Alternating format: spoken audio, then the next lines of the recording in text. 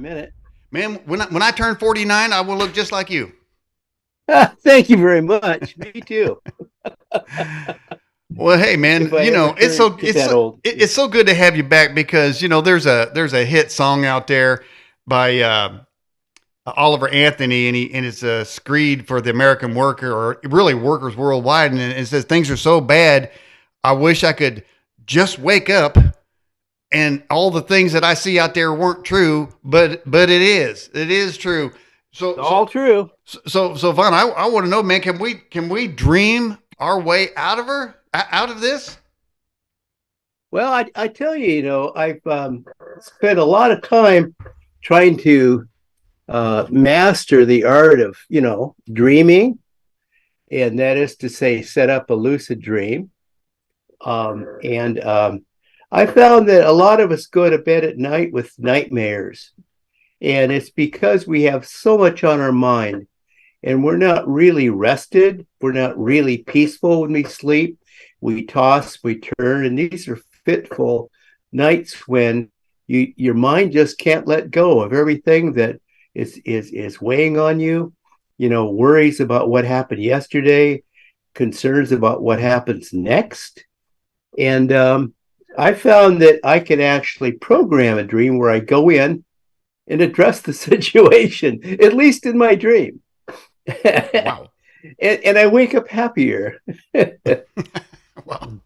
Well, I mean, a lot of people don't wake up happy, and maybe because their dreams don't come true. Well, I think it's all very subjective. Your dreams are what you make of them.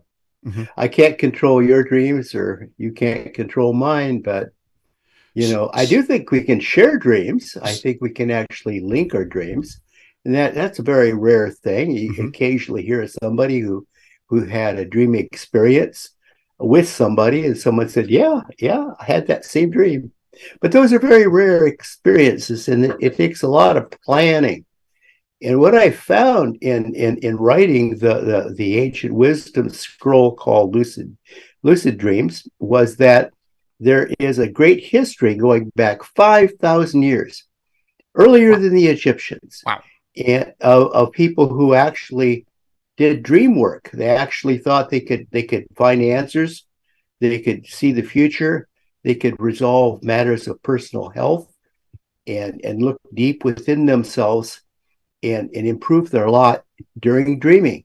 And so dreaming was a part of their life, and they would induce these special dreams, Mm-hmm. and they would actually, in the case of the Greeks, now they actually built dream temples. What we hear of now as the Morphic mysteries was actually an effort to go to a dream temple, or a spa, we call it now, I suppose, a Mm-hmm. spa, and you have these experiences where you would dream. Mm. Now, is there evidence that they would take psychotropic drugs or anything like that to enhance those dreams? I don't know. I never encourage anybody to do that. I always discourage that sort of a thing. This should be a real experience. It should be real. You should meet Mm-hmm. it head on, eyes wide open, in a Yeah. sense, Well. lucid, clear headed. I don't know that. I think that in some cultures, I think they might have used mind altering drugs. But I'm not so sure that happened in the case of the Greeks. Mm-hmm. Now, there's a lot of Greeks, from Aristotle to Hippocrates, who believe that you could actually diagnose your own illness and heal yourself in a dream, and you could see the future. That idea goes all the way back Mm-hmm. many thousands of years, like 3,000, 4,000, 5,000 years. Mm-hmm. What do you think about the legitimacy of shamans? Do they have power? Well, there are some shamans, many in North America, that historically would be masters of dreams. We would call them dream dream walkers Mm-hmm. or spirit walkers. And what they would do is they would induce a deep dream, and they would go somewhere in their dream, and they would go to the past or the future. They would typically go into the past to see what it could teach them, and that they would say, "Well, I've gone to see the ancestors," or they would go into the future to see what the future might hold for their people. It was considered, if you will, a public service. Mm-hmm.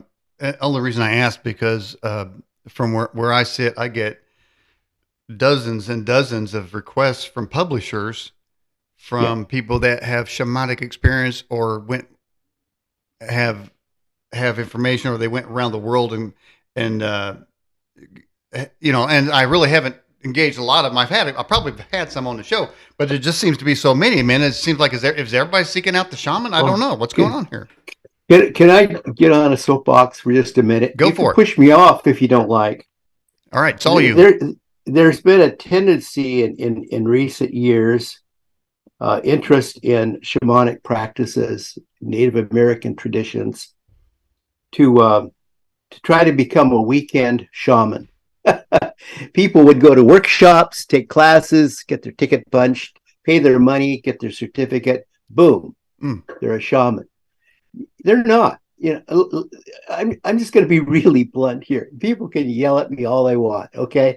Because you can become somewhat educated, but traditionally, shamans were handpicked by the previous shaman, Hmm. hand trained by the previous shaman, and went through a long period of training on the job to become a shaman. Not everybody could be a shaman, not even among these shamanic cultures. Hmm. So today, when I see people that go to they take classes and they become a shaman and they have a certificate, it's Hmm. like, well, okay, you've studied some shamanic traditions. That's really nice. Tell us what you've learned, but you're not a shaman. Well, that wasn't too bad of a little soapbox. I'm going to jump up there on the soapbox with you Okay. because I have a class of guests that have been on the show. This show's been on since 2003, so hundreds it's in the thousands of amount of guests. I was a child back then. You were, and I was. Yeah, yeah, yeah. I was waiting for you to grow up and write some books and do some scrolls. And then here, I feel as a fatherly gentleman that it's like watching the sun blossom, like this lotus back here. You just blossomed. It was a wonderful thing to watch in your life. But I've had this class of guests of clearly white men who are Yeah. now Indians, or they come to the show as an Indian. Then when you Yeah. find out what happened was, well, they went to a powwow one day, bought a flute, changed Yeah. their name, and they might got a certificate, but now and it's like, I know I appreciate the Indians too, man, but you're not an Indian. I mean, there's got to be something more, something deeper than that than just going to a Something powwow. something deeper. So I worked for a while in Illinois for Quest Books, and we had a woman there who was very well intentioned, and I won't say her name. She's actually quite well regarded. She's since passed on, and her sister, her daughter, carries her torch for her. But she wrote a couple of books based on shamanic practices, and she's very honest. She said, what I was taught and who taught me, and what it was like. But quite frankly, and she puts this in her book. She's honest. She said that the shaman who taught her said, take your typewriter, because this is a while back, Hmm. take your typewriter and throw it into the river. Hmm. Okay. Just throw it into the river. He didn't mind teaching her, but he didn't like the way that she was like running with it. You know what I mean?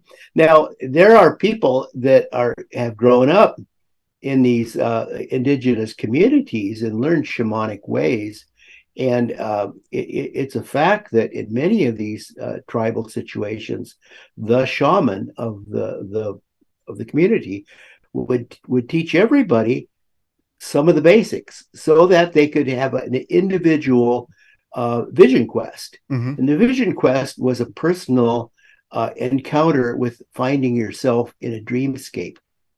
In Wow. fact, one of the books I worked on at Quest was written by a cowboy poet named Bruce Vance. And Okay. Bruce Vance, he wrote Dreamscape and Mindscape. They were wonderful books. I loved them.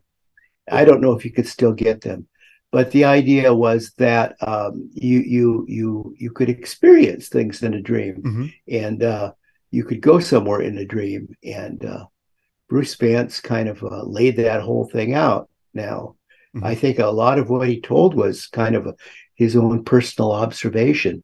But some of these people, they're just like regurgitating what somebody told them on a weekend workshop. Right, right, right. Of course, then the so-called Indians, they start singing.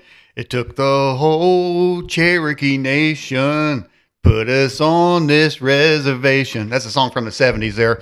Yeah, I remember that song. So Yeah, I mean, they think that's their favorite song now. I mean, but still don't make you an Indian. Okay, it still does not make you an Indian. And so anyway, we got that. But yeah, we're talking about lucid dreams, and I think yeah, everyone who's watching this show right now will say, I had a dream yeah, was so real, and I can say it yeah, myself. And in fact, I'm going to ask people watching in the live chat, have you had a lucid dream that was so real that you could not decide if, in fact, it just didn't happen? That's how real, how yeah. lucid that dream was. Put a yes or no or any little comment in the live chat, and I'll pass it on to Vaughn here as we talk. So, but people have had these. What differentiates a dream? Yeah. How does it go from a dream to a lucid dream? That's a real important distinction. Most people they'll have these common dreams, and they come from kind of a restless night. When I call it a restless night because what happens when you have these kind of random common dreams is that you're not really resting. Your body isn't fully rested, and more importantly, your physical mind isn't at rest. It's still grinding away at these problems. It won't let go. It literally won't let go. Like a dog that's got a bone, it just grinds away at these issues that vex you, and they're usually answers that you just can't solve even during the daytime when you're sitting around thinking, trying to analyze how in the world does this work. There are things that really bother you, and they bother you so much that you can't even have a peaceful night's sleep because they continue to work on you. Well, these are dreams where you often will be reliving an experience that's in your physical memory. That's a distinction. And then these are very often dreams that where you don't have a clear identity, and that all of the parts in the dream are maybe played by you or an aspect of you. Mm-hmm. In other words, there's not a cast of characters, and it's not a well scripted play. It's just a horrible thing being played over in your mind over and over and over because your analytical mind, they're lying on the bed, won't let it go. Mm-hmm. And you couldn't solve these problems when you were wide awake. When now that you're half awake, you really can't solve them. So these are the kind of routine dreams that people have. Unfortunately, most dream research done by medical people have been about these kind of dreams. Mm-hmm.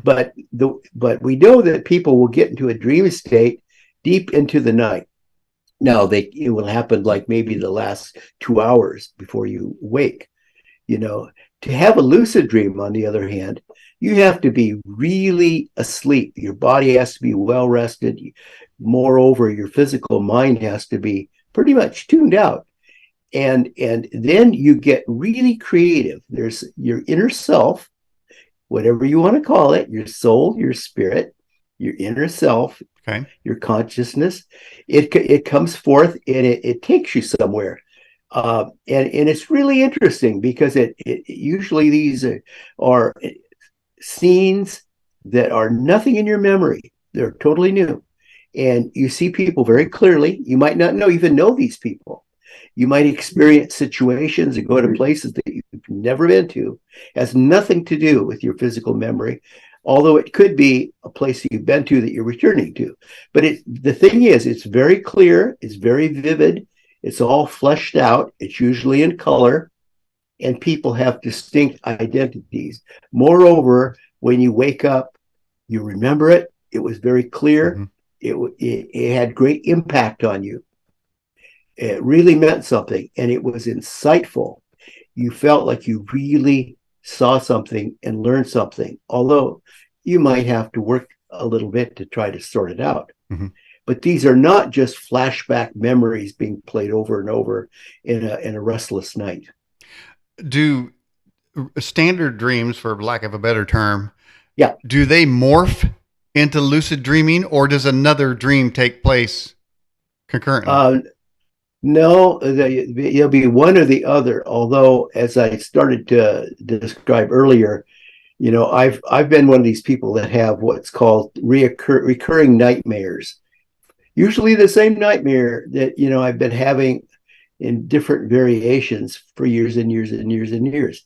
And finally, I said, "Doggone it, Vaughn! You know how to program a lucid dream, where you can control where you go and what you're going to see." And what you're going to encounter. You're going to be in control of this dream. I said, and it can have great bearing on everything. Hmm. So I said, why don't you just project or program a lucid dream that takes you to this terrible place? And I did. And finally, I resolved the question. Wow. I said, oh, we didn't quite agree. We were, there was some disagreement, And I said, well, you have your point of view and I have my point of view. And I said, I think we can move on from here. Let's let it go. And I haven't had those nightmares anymore, but I had them for like decades. Mm. Then of course, I think the dreams where you wake up, where you were in fear in the dream and you're sweating, or you were running from somebody and you're tired, or maybe your legs hurt, as if you were just got done from running from the killer. Did those things really happen, or is it just projections of the mind? Well, those are just projections of the mind. Go ahead. Yeah, but I was going to bring up a very interesting aspect of dreaming, and this is a lucid dream that you might have. It would be a dream of spirit. It would be an insightful dream. Okay. It wouldn't be a common or standard dream, as she said. It would be a dream where you're chased by an animal and it's frightening. It's like a bear or a tiger or whatever you want. Well, I just completed another ancient wisdom scroll on totems, animal spirits, and guides. And lo and behold, a lot of people discover that over time. They have dreams about an animal pursuing them, and it's actually their animal totem or animal spirit reaching out to them, trying to connect. And I've had this experience. I used to dream about a big snake that was following me in the jungle. And finally, I just stopped, let the snake catch up with me, went through my legs. It rose up in front of me and looked me in the eye. And it said, telepathically, of course, everything is all right. It's like, I am your friend. So I'm not afraid of snakes anymore. Hold on there, partner. So it seems I remember there's another episode where some snake was running around and he stood up and he told Eve everything's all right. But it didn't turn out that way, man. What kind of snake are we talking about here? Well, this was a big jungle snake. Okay. It was I don't know, huge, and after it looked me in the eye and said all was all right. It lowered itself to the ground and it slithered off, chasing a mouse in the forest. Mm-hmm. So it was kind of a real thing. It was very clear to me, and since then I've lost this instinctive fear that many of us have of snakes, which has been good. But I use that just an example. More people will have dreams about tigers chasing them or bears or something. Well, I'll tell you what's really terrible out there on YouTube, man. There's a whole bunch of videos out there of people throwing rubber snakes at their cat and then videotaping what happens. And that's really wrong, man. That is really wrong. People do. Be good to your cat. Yeah, that's what I say. Be good to your cat, and your cat will be good to you. That's right. Okay. All right. Here we got a question from Goav. How can someone determine the difference between a dream and a premonition? That's really good. That's a good one. So it turns out that a lot of people have what's called prophetic dreams, and we've known about this for a long time, and a lot of this has been documented. It goes back actually thousands of years. There are cases of this reported even in the Bible, prophetic dreams, and they're very powerful. And when you have them, you know that you weren't just dreaming some silly thing, like the numbers to the lottery. You were dreaming about something that happened, like an explosion or some danger, that happens. And then, so the point is that in a lucid dream, you could go anywhere because you're going not physically, you're going in your mind, right? Mm-hmm. Consciousness is going somewhere. Mm-hmm. So, as pure energy, your consciousness can go anywhere, including it can go beyond time and space, because it's only our physical limitations that prevent us from exceeding what we call normal time and space. If we were pure energy, we'd go anywhere, anytime. Wouldn't that be nice? Well, you can in a dream. So people have these prophetic dreams, and they're very special. They're very special, and they should be regarded. Especially if two people have the same dream, Mm. and that's happened. That's happened. If two people have the same dream, doesn't it mean it's coming from an alternative location? What kind of a location? Well, like say a spiritual dimension of some sort that it shot it down to two different people. How could two people have the same dreams? They got to be connected Oh, somewhere. I don't think any of this is directed, or orchestrated. I think that the dreamer selects where the dreamer goes, and the dreamer on his or herself, on his or her own, goes to a destination and sees something. So if you were to go to a future site and saw a plane crash, you wouldn't have gone to the movies, or somebody wouldn't have plugged you into an internet, YouTube. You actually went there and you saw it. I guess it would be my answer. Mm-hmm. All right, another question. People did respond and said they've had lucid dreams. So people that's watching the program on the live chat, the question now would be to you: have you ever had a dream that you made a decision based on that dream, and it was the right decision, prevented it from something bad happening, or caused something good happen? But you had a dream about it first, and you just went with the dream. So people live chat, if you got anything to say on that, put that in the live chat, and I'll get it to Vaughn. All right, Vaughn. We also have a poll. Yeah. We also have a poll on our website regarding tonight's show. Where do dreams come from? The choices are your own mind, the heavenly realm, another you, another dimension, the nether world, or another time. Can't forget about another time. The number one poll results for that, people are saying that dreams come from your own mind. 59%, 11% said heavenly realm. Now, here's the interesting. Another 11% says that it comes from another you. Do you think that we exist in other dimensions or universes exactly at the same time right now? Parallel Well, universes? I think the other you is more likely the inner you, your inner consciousness, the consciousness as opposed to your analytical physical brain Mm-hmm. and the memories you've stored of what you've seen and what you've learned. It would be something inside you. You I think you'd be correct in calling it a soul. You'd be correct in calling it a spirit. You'd be correct in calling it consciousness, but it's your inner self, and it is your divine connection. And I think it's interesting I'm going to speak for those 11% who said that comes from a heavenly realm, because in researching this ancient wisdom scroll, I found that historically, many cultures believed that dreams are were a divine connection. There was actually your experience sent to you by by God, or you actually went to a divine location and found something.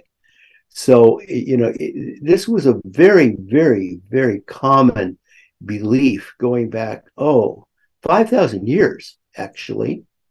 That many cultures that did active dream work and believed in the power and meaning of dreams believed that there was a divine connection aspect to dreams. So I wouldn't discount that for a second. Mm. Can science explain dreams organically? Gosh, you asked the wrong guy. I don't even know how my lights work when I turn them on.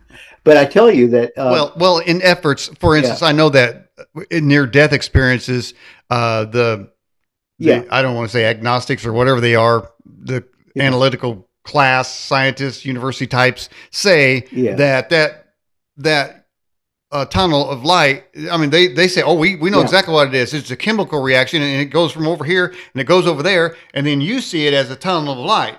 I mean, for one, I don't think they were in the brain or in the place when the person was having a tunnel vision going to heaven or Well, wherever they were going. I don't think they were there, so I don't know how they can make that assertion. But that's how they explain things. So, do they? Is there yeah. a course of answers they have for dreams? Well, Oh, it's just they do.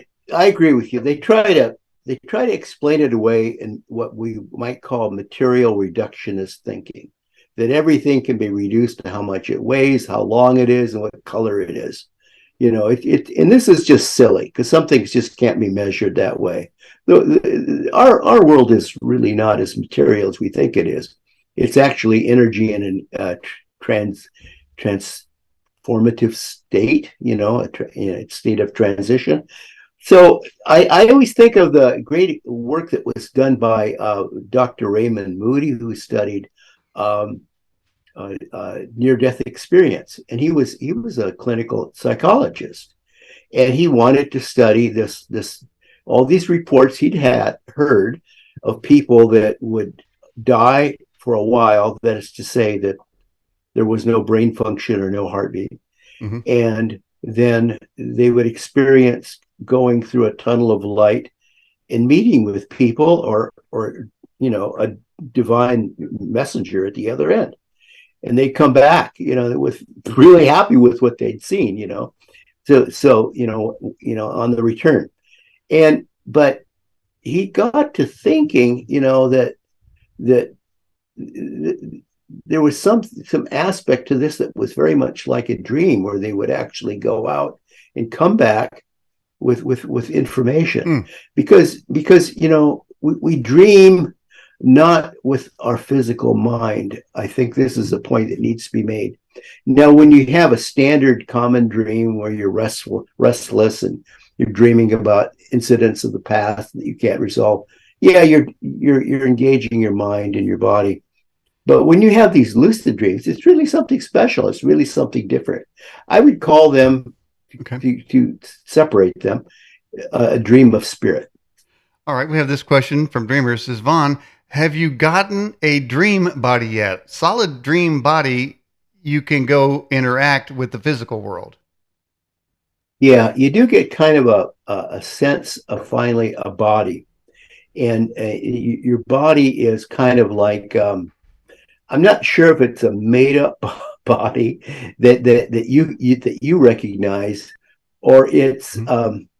okay. So they sometimes talk about an etheric body and an ethereal body, which would be like an inner liner body or a blueprint of your body.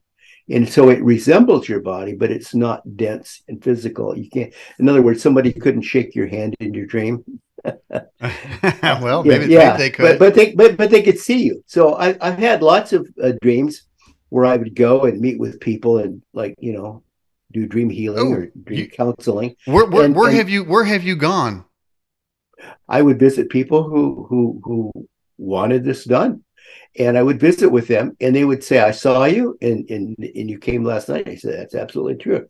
He said, "But you look kind of transparent." I said, "Well, yeah, I am a transparent fellow, but moreover, they could recognize an outline of me, perceive that it was me, but they could also see that it wasn't a dense, physical, solid body."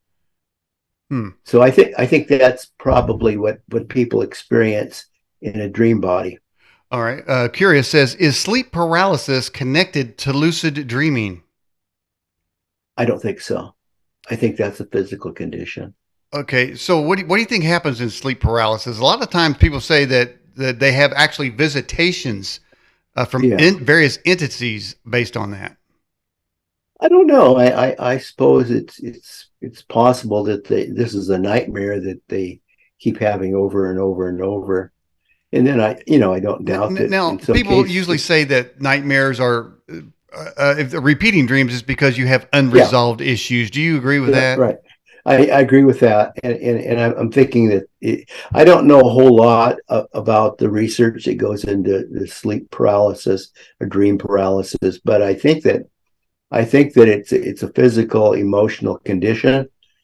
Um, I can't really answer. I just my impression. Okay. All right. Our moderator Jay says, Vaughn, are your colors in? Are your dreams in colors? Do you dream in Yeah, color? but here's the interesting thing, and you can read the Bruce Vance book, Dreamscape or Mindscape.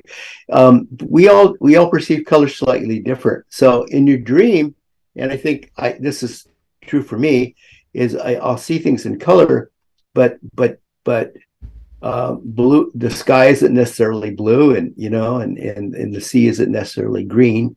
The grass isn't necessarily green. It's like we all see these colors slightly different, and they can be bright, but in my case, they tend to be like kind of pastel. I think we all perceive colors differently. I think if I remember the Bruce Vance book Dreamscape, his description, and he was really good at dreaming, was that we all have our own awareness, understanding of color. So we have I don't know. We all project our impression of color in a different way, because when you see in a dreamscape, you're not seeing with physical eyes, you're not hearing with physical ears, you're using a sense of awareness where you're seeing with new eyes and hearing with new ears, and things are going to be slightly different. In fact, blue might taste like lemonade. Mm. Right, right, right. It kind of reminds me of the Matrix, the first Matrix, where Yeah, the one guy says, how do we know?" yeah, Mouse, I think his name was Mouse or Rat, said, "How do we know this tastes like tasty wheat? Because we don't know what tasty wheat tastes like. So who's telling us right. that what's in this Yeah, bowl was tasty wheat?" yeah, yeah, yeah. I think it's interesting, that and some people have this, they see colors differently anyway. So we all have a different level of perception, even in a physical sense. But I think when we're interpolating things in a consciousness body, then you have a different kind of awareness. You have a perceptive awareness Let me where, let me show you something here, Vaughn. You mentioned something that triggers something in my brain, and yeah, you basically were talking about irreducible complexity. Or yeah. this what we're watching here is something called the flagellum motor. It's a Oh, very very small bacteria, and the thing with this is this is at the center of evolutionary conversations versus design, in that this flagellum motor has a stator, it has a rotor, it has a drive shaft, it has a universal joint, and it cannot have existed with unless all the parts were assembled at the same time. In other words, you cannot reduce the complexity of this bacteria because it wouldn't work. What that basically, so the argument is that it had to be in as a complete unit, which means it had to be designed. It could not have assembled from some primordial goo.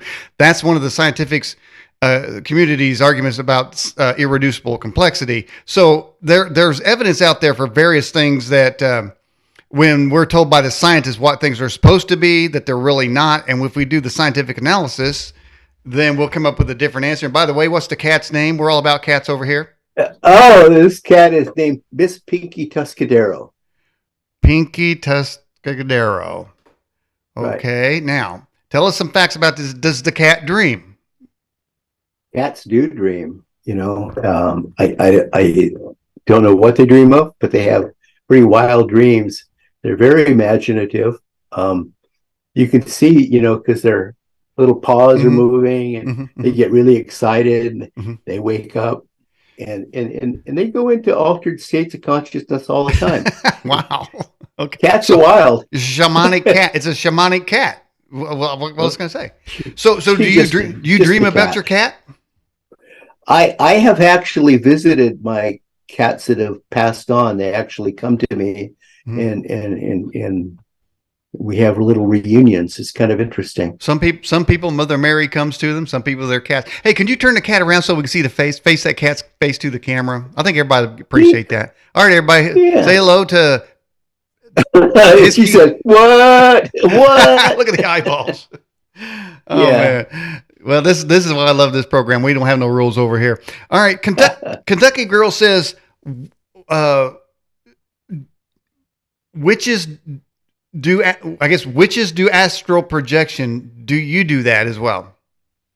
Astral projection. Yeah. Well, I wouldn't call it astral projection. I go out of body in a lucid dream. I think it's everything. If you're going to go outside of the room to actually see something in real time, in a lucid dream, I think by definition, you are going to go outside the body somewhere else.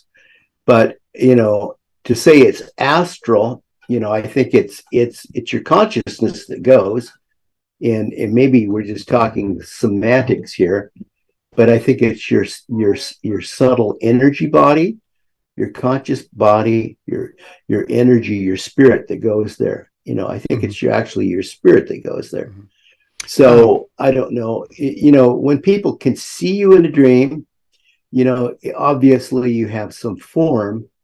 So you would probably have like what's called an esoteric, or you'd have the blueprint of a esoteric body. Mm-hmm. If I was to have a notebook by my bedside and I wrote down train Yeah. in big letters or something, or just stared at it for 5 minutes and stared at the word train, would I dream about a train? Can I force a dream about trains that way?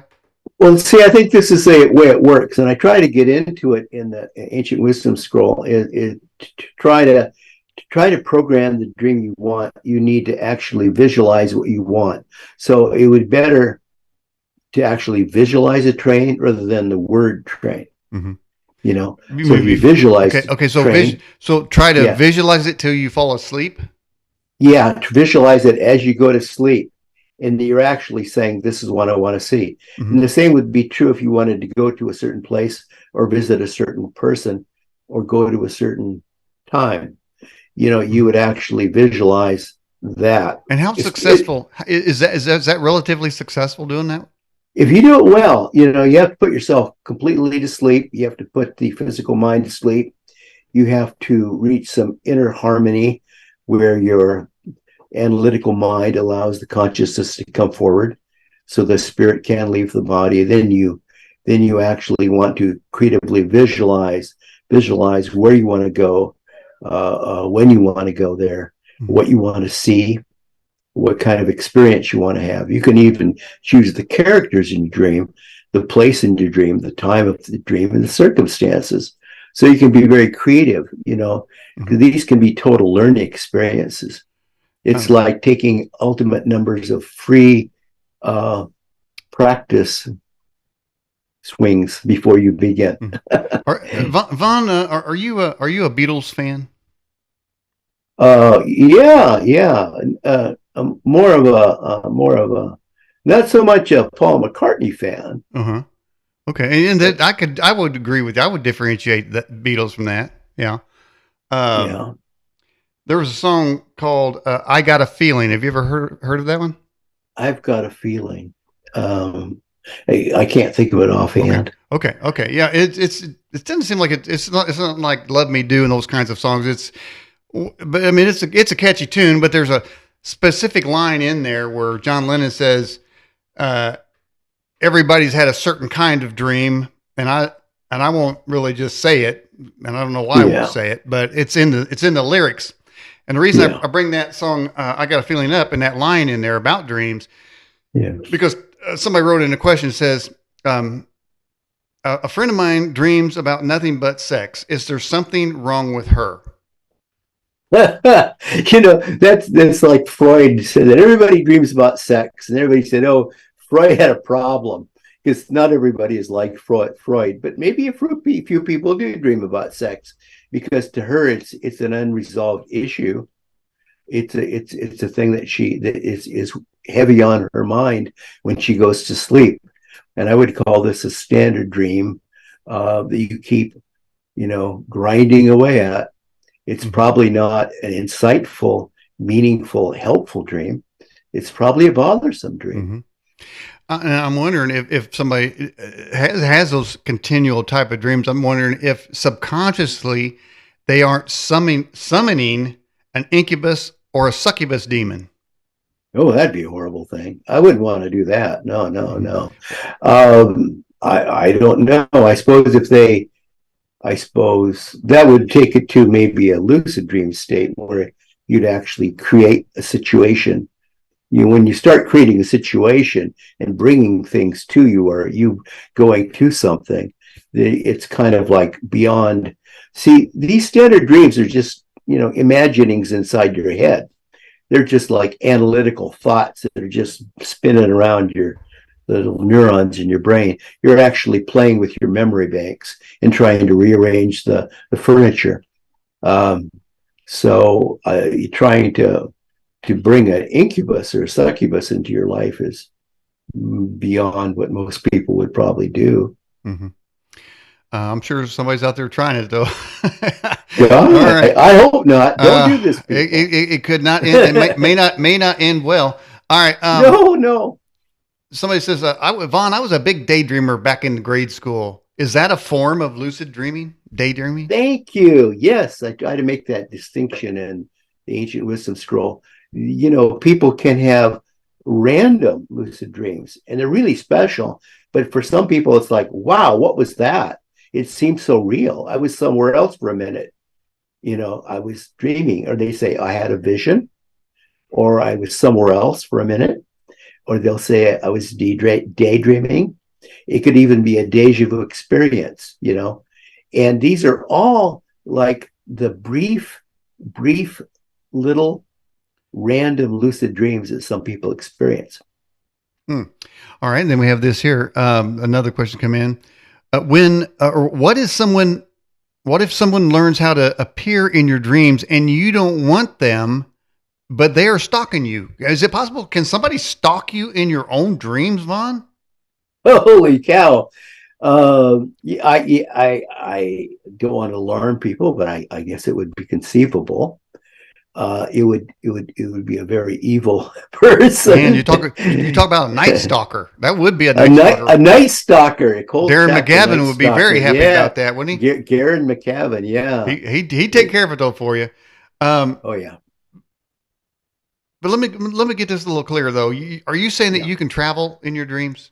Absolutely. You can travel in But dreams. is it travel to a simulation of a destination, or is it a destination? Well, this is a very good distinction you raise, and I don't have the answer for you. I really don't. I think that our whole idea of time and space is kind of uh, material and incomplete. I don't think you necessarily go anywhere, but you go somewhere in your consciousness. Your spirit takes you somewhere. It's like people who do random viewing. Uh, do they actually physically go there or just project their mind there? Can they see it in their mind even though it's far away? Mm-hmm. I mean, I tend to think you actually go there. Mm. I think you go there. But I think we make too big a thing when you say, oh, you just you leave your body and you go a great distance, across the world or into another world, and it seems like it might not be such a grand thing as we think. Mm-hmm. All of creation is probably the size of a thimble. And we've blown it up in our own mind's eye that it's so big Mm-hmm. and so grand and, Mm-hmm. so vast. Well, this is You know, because originally when they said the Big Bang, yeah, I think they started with a planet, then they went down to a basketball, then they went down to a grape, then. And I'm thinking, wait a minute, man, you guys are changing the size of the original Big Bang and everything's supposed to come out of this little bitty. I don't know if I can go there, man. I mean, I guess I have to have some kind of dream to convince me about that. Yeah, but let me ask you something on yeah, this scroll. To be yeah, clear, yeah. isn't that in a scroll? There's an That's actual scroll. that's an actual scroll. And there's actually two scrolls in the box. You hold one in your left hand, hold one in your right hand, and we Mhm. use all natural material. They're nice, fragrant pine scrolls, and you can see it there laid out nicely. So you feed the paper from one scroll to the other, and it reads pretty much like a standard book. It reads left to right, and it's very easy to read. Mhm. We even provided a place marker so that if you're halfway through the scroll and you say, Mhm. "Oh, I want to stop, but I don't want to have to roll the scroll back," you just put the marker there. Mhm. Right. You fold the two pieces together and put it back in the box. So this isn't the Dead Sea Scrolls. This is the von Braschler scrolls. Well, I'll tell you a story about that. I mean, I got to thinking a while back of things that have really impacted my life on a personal level, and I thought of the Dead Sea Scrolls, and I thought of the Essene books of the Mhm. Essene, and I thought about the Nag Hammadi library, Mhm. and I thought of even the Babylonian texts. And all of these things tend to be buried in the ground, you know. And the idea of like in the Dead Sea Scrolls, you know, the idea, well, there it would be like top and you pull it down. This is more like a Jewish scroll, left to right. But because this is more practical for us, because we read left to right, we don't Right. read top to bottom. Mhm. So anyway, um, I got to thinking about, you know, if our civilization goes through a dark period again, Mhm. what's going to keep us alive? You know, the Alexandrian library burnt to the Right. ground. Yeah. You know, Mhm. they're burning books all across America. You know, and books you put them in the window. And and they tend to fade anyway. So I got a whole bunch of books that are so old that when you pull it open, you got to be careful because they come apart. Well, these scrolls could go into these wooden binders. You put them in the plastic case, Mhm. and you could save them forever. Mhm. So I think we have to start thinking like the ancients. Moreover, what we did with the scrolls, we went all the way back to pre-Egyptian times, and we looked from the Egyptians to the Syrians Mhm. to the Greeks to the Romans to today, ancient China, ancient India, shamanic traditions into and over 5,000 years of history of dream work, you know. So I Mhm. didn't want this just to be another book about, hey, Mhm. why don't you explore your dreams? Because Mhm. that's been done. I wanted to look at how the ancients used dreams, and it's been powerful. Mhm. Um, talking about the book burnings, I know that right now the powers that be are trying to rewrite the Bible with AI, and they're just rewording it to convince people it was always that way. So there is that. But as far as burning books, I mean, I might be in the book burning category, Vaughn, because if I see somebody in a grade school in a kindergarten giving a child graphic gay sex books, like would come right out of pornx.com, I would want to burn that. Was that? But you're saying we should leave it there? Oh, well, that's just common sense. I'm thinking like the things that have, been put into public libraries, they probably belong there, and there's no Okay. reason to take them out. Okay, public libraries. I got you. All right. Yeah. So now there's always the question: once one leaves their body, how do they get back into the right body? Well, see, that's it. People worry about that. And it's like, that's just your analytical mind doing its Hmm. job, which is Hmm. concerned with your survival and your well being. And it's a good thing we have a brain, on our shoulders because, it keeps us alive. It keeps us, Hmm. aware of things Yeah. around us. But, that's an over concern because your spirit will naturally come back to your body. Mm. It's, Well, now you, I don't know you, about that because my real name is John, and I yeah, saw I saw Daniel Ott's show on the internet, and I just jumped in his body, man. I've been in it ever since. So I don't know where he is. I don't know where Daniel Ott is, but I'm in here, and this is a good looking dude. I'm going to stick with this guy here, man. He got a cowboy thing going on, wears a hat. I'm going to have some other bodies. It's kind of like Joe. Did you ever see the movie Joe Black? Joe Black. Well, heck, if the hat fits, keep it on. If the hat fits, you must have quit. No, there's a movie called Joe Black, is where a guy, he died and he jumped into somebody's body and took it and ran it around for a while. That's what I'm doing right now. Is there any evidence that someone has brought back from the dream world that is conclusive evidence they were somewhere? I suppose so. I haven't really thought about that. I mean, you don't physically bring back artifacts, because you don't have physical hands, and you have pockets when you go back. What you bring back is the insight, and it's all in here. It's a personal gift. Dreams are extremely personal. They're extremely subjective. They're custom made just for you. But what you're saying is, you make it yourself for you, or somebody made it for you. Oh, you make it for yourself. It's for you. Okay. So dreams are extremely personal in that way. They're custom made by you for your own benefit. Mm-hmm. So it's not like you're going to bring back like a key to a safe or something. I don't know. How about the numbers for the next week's lottery? Yeah, or the emerald stones, from ancient. Well, there's always those old police shows where they would go and get a psychic that would help them find the killer based on scraps of evidence. I mean, is that for real? You think that actually has happened before? Well, I don't know. I suppose it has. I've heard stories of the police actually engaging psychic people to do things like that. Mm-hmm. Sometimes they need all the help they can get. Goav says, "Are dreams just a manifestation of our subconscious mind?" Well, some dreams are, and those would be the standard dreams we described earlier.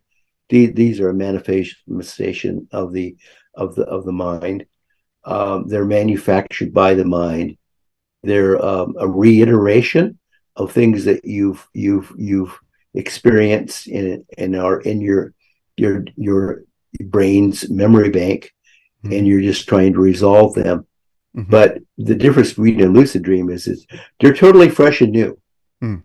In fact, so much so that the one thing you can say about a lucid dream, beyond how bright and vivid and colorful they are and out there, is that they're insightful because they bring something fresh to you. Mm. People have heard this story before, but I'm going to tell you because I don't think have we had you? I know we've had you on a couple of times. Is this the first time we talked about dreams?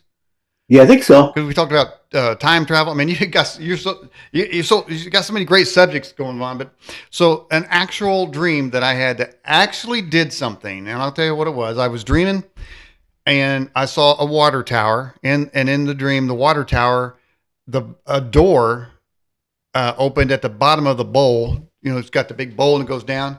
There's a door there, and that door opened up, and all the water came out. Wow! And so next day, I went to a church, and I've never even been to that church. I just thought, well, I'm going to it's around here. I'm going to check it out. And I was telling somebody in the foyer about this dream. I mean, I had this dream. It was so vivid. Like, I didn't use the word lucid because I don't even think I knew the word then. I said it was a vivid dream, and it was a water tower, and the water came out. Well, somebody came kind of like running across and said, "What'd you say?" And I told them the dream. Well, it was a developer who had built that water tower, and last night the door opened up, and they lost all the water. Yeah, and I didn't even know that those things had trap doors that could happen. There you go. There's your answer. I mean, there's the proof that you brought back that it really was happening. Yeah, and that's the thing. Once you have something like that, you want more, and they're so rare. Yeah. And so you're saying, though, that there must be that you've experienced a way to develop a way to program it, and it involves putting yourself completely to sleep. And to do this, you have to reach a state of harmony. so that your physical mind is willing to stand down for a brief amount of time and allow your inner consciousness or your spirit to come forward. And then you creatively visualize in picture form, never with words or sounds, but in picture form, you visualize inside your mind. You visualize like on a tablet. I always like picture a tablet, and on this tablet, I visualize what I want to experience, where I want to go, what I want to know about. In as much detail as I can. I might be Mm-hmm. very vague, about what I want to learn because we don't know what we don't know. But you program it to with certain parameters, and you do it as concretely as you can by visualizing it. And I call this drawing a picture, painting a picture, never words. And then you, as you go to sleep, you tell yourself that when I go to sleep, that picture of what I've drawn is going to come back, and I'm going to see the picture, and it's going to be like a map that takes me there. Hmm. So you're actually programming where you want to go. It's like writing a computer program, right? Hmm. Perfect for the computer age. All right. Believe has a question. It says, are you a Christian or do you have any other religious beliefs? Oh, I'm very spiritual. Yes, I have definitely a lot of experience with spirituality, and it's very important to me. Hmm. I don't think you can do any of this kind of work if you didn't. If you didn't, I think it would. I think it would be terrible. The Bible, Because I go ahead. there's a pattern to all of it. There's a divine plan. Hmm. And we are spiritually connected to the divine, and being part of this is actually opening up our consciousness to divine consciousness. Hmm. This is what the ancients have always done. They call this getting in touch with the divine, getting in touch with God, and they used to do this in their dreams. It was part of dream work. Hmm. There's a lot of scriptures in the Bible about dreams. One says, your old men shall dream dreams. And there are many stories where God communicated to people in their dreams. And other people got dreams and didn't understand them, but somebody else told them what the interpretation was. But that's Oh yeah. in the Christian Bible. Have you in any other religious book or field or Islam or Well, Hindu, do any of I them talk think about it the same way, dreams the same way? yeah. There's tradition, stories, mythology, and the Hindu religion of dreaming. There's different, they talk about the two kinds of dreams, as we've done. Some dreams are common and some dreams are very special. And dreams that are very special is where you dream of God or what God wants you to know. You dream about health and matters of great concern. They're insightful dreams, they're important dreams, they're meaningful dreams. And we would call them now lucid dreams. Um, but, I mean, particularly in the Christian Bible, you see like, King Solomon, you see Jacob, I mean, there's very many stories of dreams where there's a Is lot of is religious art, a lot of religion. okay? Are any Go of ahead. those dreams in your scrolls? Yeah, they're All right, important. They're important, absolutely you great. know, and religious art coming out of the Renaissance was filled with pictures of people dreaming, and it had a religious importance because they were dreaming of God. Hmm. Have you had any spiritual or religious experiences yourself, like something you knew the divine was speaking to you? Yeah, yeah, but it's very personal, so I wouldn't want to talk about Okay, it. okay, Like you'd say, like Vaughn, comb your hair. yeah, okay. No. Well, that can be spiritual, I suppose, because God knows every hair in your head. That can be spiritual. So, hey, why not? All right. Do you think it's possible for someone to have a dream that actually comes true? 7 Mile Bridge. Well, sure, because very often these kind of lucid dreams are prophetic dreams, and dreams of prophecy are simply seeing into the future, which demonstrates that you actually can transcend time and space in a lucid dream. Mm-hmm. So you actually go and you see what's going to happen. I mean, you saw the water tower before it exploded, the Mm-hmm. day before it exploded. Mm-hmm. Therefore you went forward in time. That would be a simple way of explaining it. We could think of another explanation, but that would be Have you come across any great inventors that claim their invention came through a dream, like Edison or Tesla? yeah, it's very common.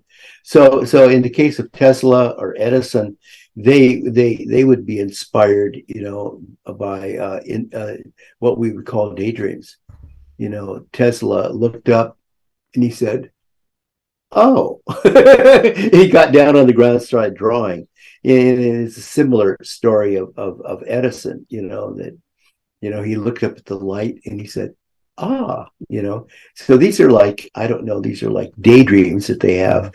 So, it's very typical of an inventor to Mm. be a daydreamer, right? To get a So daydream and an aha yeah, moment. they would have these aha moments in the middle of the day where their mind would be somewhere else.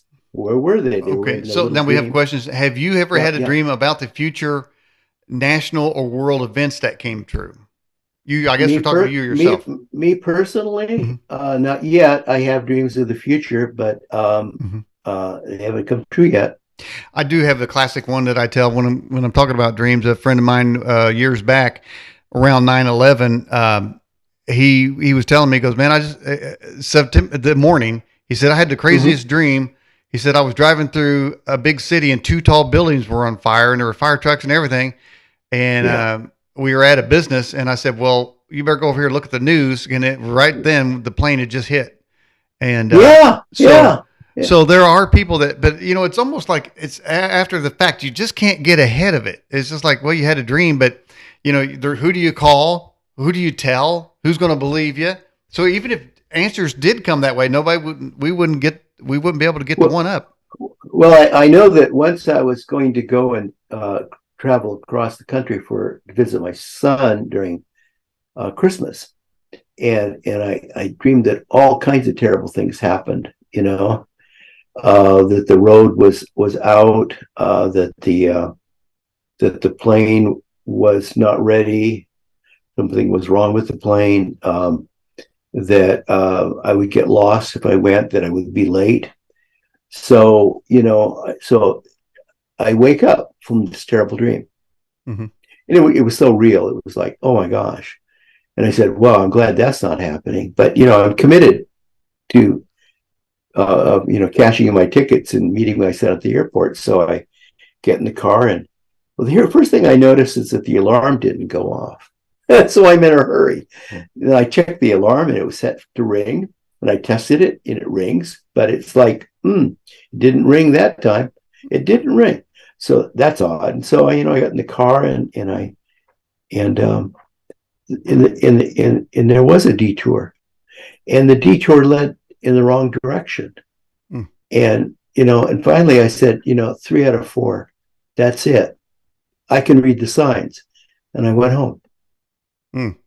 Is it important to make a note of the time? Some people claim like they have a dream, they wake up and the clock says 3:33 or 5:55. Yeah. Yeah, I don't know about. I think there's some symbolism and power in time, various times when things happen. Um, I don't understand that. I've tried to understand what Pythagoras said about the importance of numbers.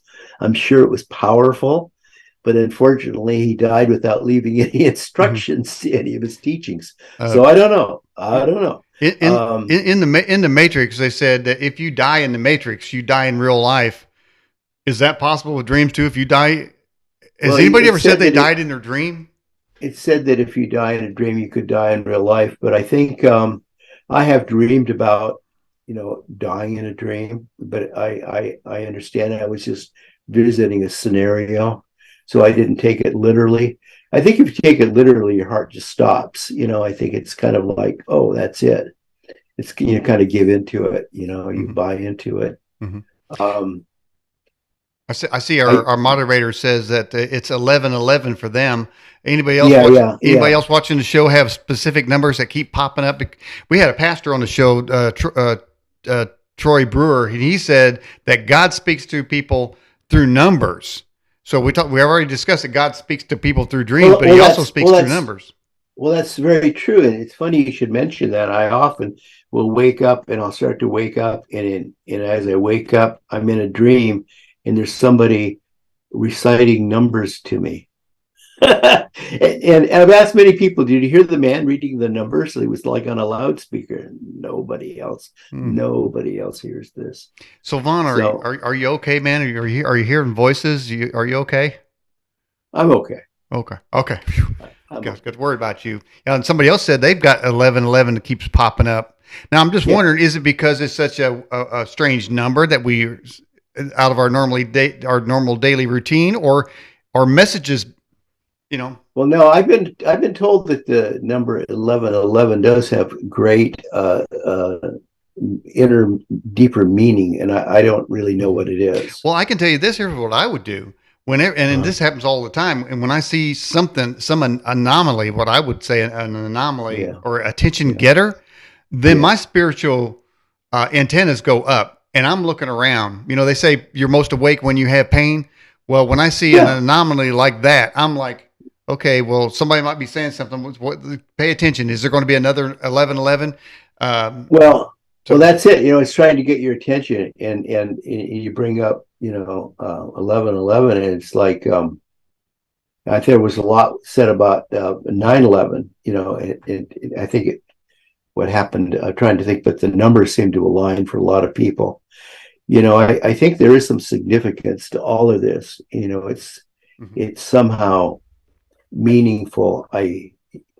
It's kind of lost on me because I'm not a mathematician. I can give let me give you an example. This isn't dreams, but it's something that got one of the events that got my spiritual attention. Yeah. I was with my wife at Dogwood Canyon in Branson, and we were the last one in this park, and we were Mhm. heading back, and a giant eagle comes down, Wow. and he comes down right into a river, a little stream, grabs a trout, and flies right back over my head.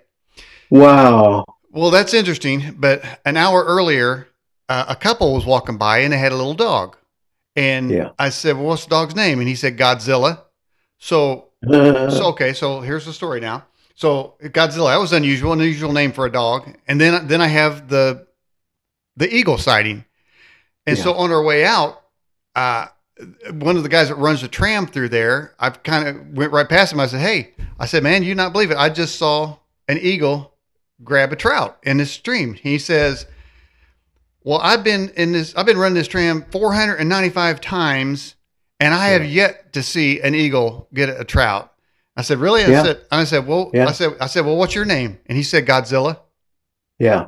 Yeah. Now he said Godzilla. The Yeah. guy an hour early before the eagle said Godzilla.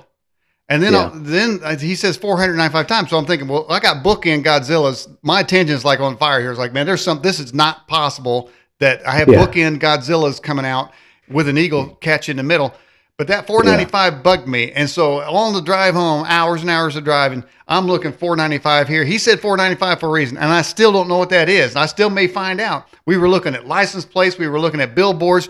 What does that 495 mean? So anyway, that's just kind of an aside there. But when I see an anomaly like that, and I love stuff like that. Yeah. I love I looking at the spiritual aspect of things. I think they're meant to get your attention and call you to action, or at least to observe what's going on. I have a friend who writes about synchronicity, and he says that synchronicity is the way in creation that we're told to observe something, when that it's a means of calling your attention to something. Now whether it's symbolic or whether it's very literal, I guess could vary from situation to situation.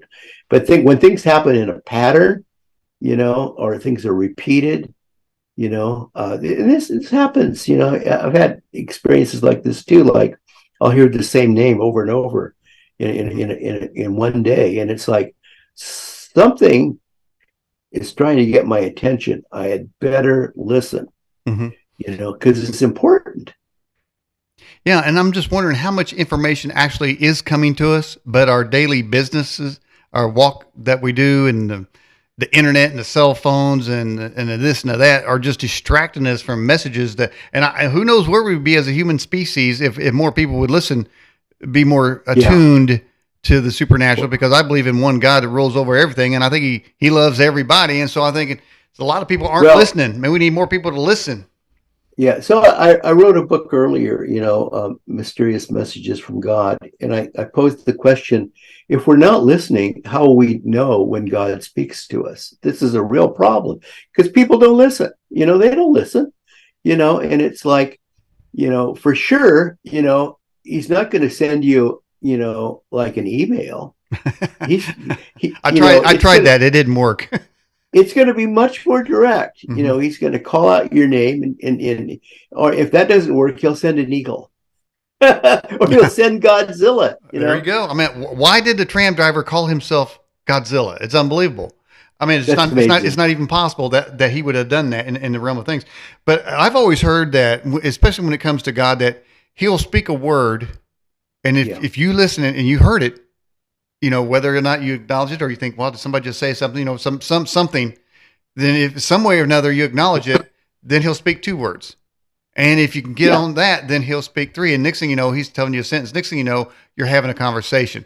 That's where I'm trying to get to. So I'm keep trying to listen and shut out the noise that I know is blocking information is probably coming to me.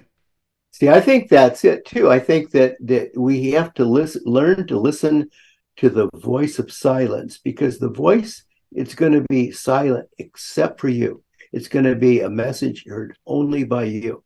So, in the silence is the message waiting for you. Or some would call it the still small voice.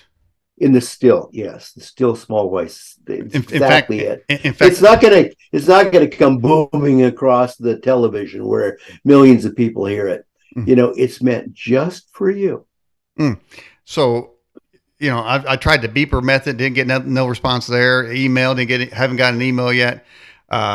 It just seems like he's speaking in like a still small voice, and you really got to kind of attune to that. But I'm just wondering what if you, like you say, you talk about program your dreams. Yeah, Could you program your dream to hear from God? exactly. And you could do this on many levels. You could actually be with God. You could actually send a message to God. You could send a question to God. Um, you could ask, anything. So we tend to do this all the time in prayer, but you could actually program this on a deeper level. So you're speaking. Let Since we've introduced the term, your inner consciousness that dreams, lucid dreams, is Mhm. spirit, speaking spirit to spirit. So I'm saying you don't go out in the forest and yell, "Hey God." You're going to speak spirit to spirit, and this is exactly the same steps we've outlined in lucid dreaming. Hmm. And speaking of mountains, it does appear that Jesus did go up to the mountains to spend time with God. And I was thinking, uh, so I've always remembered that. So Well, quiet place is the yeah, point. yeah, So you're I can not. see. Yeah, Well, here's what I yeah, was going to say. So I've been to mountains, various national parks, various state parks, and yeah. if I go to a mountain, a lot of times you'll go in one way off in the distance. You'll hear a car, and I'm thinking I am not far enough away. Well, that's it. That's it. So we're going to rename our Rocky Mountains out here the Western Appalachians, and that's because the Pac-12 football conference is merging with the Big Ten conference. Hmm. Or no, the ACC. The ACC has taken in two members of our conference, and so some of my friends said, "Well, we'll just rename them the Rocky Mountains," But whatever you call them, they're special places. And if you go to a mountaintop, you're likely to have a closer connection to Mhm. the divine. I think so. Do you have a from where you're at? Do you see the Rockies? No. Yeah. Oh, yeah. All the time. I was going to say, do I see the Appalachians? No, I see the Rockies. Yeah. Mhm. I can't see the Appalachians from here. The Mhm. Rocky Mountains are Mhm. right here. We're right Are, on the edge of it, you know? are you guys having fires over there? Yes. Yes. Yeah, we're having fires. We're having a lot of wildfires. And there are places that are dry that haven't received water in a long time. And they're just burning. It's something awful. Is that all due to lightning strikes? Um, yeah, I think they are. They haven't really determined our fires here, what caused them. Hmm. So it probably is lightning. Greece just recently in the news arrested 79 arsonists. Wow. And I'm just wondering, is it possible? Would there be a group think out there? You think a group think where somebody says, "Well, we need to move this climate emergency faster, and so we don't have a lot of events Well, happening. So let's set a few fires." Do you think you think it's a plausible thing that I could think possibly happen? I think there are a lot of unhappy people that want to just burn the whole place down. You know, we hear of people that are attacking like water systems. You know, Mm-hmm. and electrical grids. You know, it's like, what kind of a person would do this? What kind of a person would mess with, airplanes or public transportation or like railway stations or subway stations? Mm-hmm. What kind of a person would go in a public building and just start, destroying things? We're Yeah. we're, we're dealing with a certain kind of an insanity here of people that just don't feel comfortable in their own skin for some reason. Mm-hmm. The I answer is lucid dreaming. that's what I was going to. I was thinking here while you're talking. I'm going to connect this somehow. Yeah, lucid dreaming. No, well, lucid dreaming. If nothing else, in a lucid dream, you can find yourself in a lucid mhm. dream. Well, those people there are living a nightmare. You say they don't like being in Yeah, their own skin. Well, that means they're living a nightmare, and they just want to be a nightmare for other people. I know they're shooting transformers. I yeah, yeah, know, yeah. I know they've just found a lab in I think San Francisco where they had all sorts of bacterial plagues that were Yeah, some company was messing with, and they weren't even contained. I mean, and they had yeah. dead rats everywhere. So I mean, it just seems to me somebody's out there doing some nefarious work, and I don't get it. But maybe I'm dreaming for a better world. I Yes, have a dream that you one have a dream. day that all humankind will get along. What do you think about that? That that would be nice. That would be nice. If we all dream that common dream, maybe it'll happen. Hmm.